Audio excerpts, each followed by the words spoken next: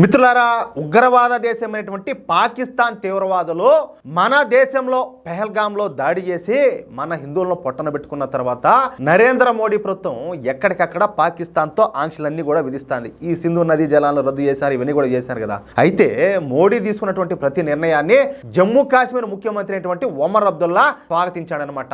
ఈ సింధు నదీ జలాల ఒప్పందం విషయంలో మోడీ ప్రభుత్వానికి సపోర్ట్ చేస్తామని మాట్లాడినాడు. అయితే మాజీ ముఖ్యమంత్రి ఏదా ఈ జమ్మూ కాశ్మీర్ రాష్ట్రానికి మాజీ ముఖ్యమంత్రి అయినటువంటి మెహబూబా ముఫ్తీ, అమ్మమ్మ పాకిస్తాన్కు నీళ్లు వదలకుండా ఉంటే అది మహా తప్పు, ఇలాంటి సున్నితమైన విషయాలను రాజకీయ కోణంలో చూడకూడదు, మనం అంతా ఒకటే అంటే ఏంది, పాకిస్తాన్ వాళ్ళు మనం అంతా ఒకటే అని చెప్పి అంటే ఏంది, వాళ్ళు ముస్లింలు మనం ముస్లింలు ఏమైనా ఎట్ట, ఈ విధంగా అన్నీ మాట్లాడేది.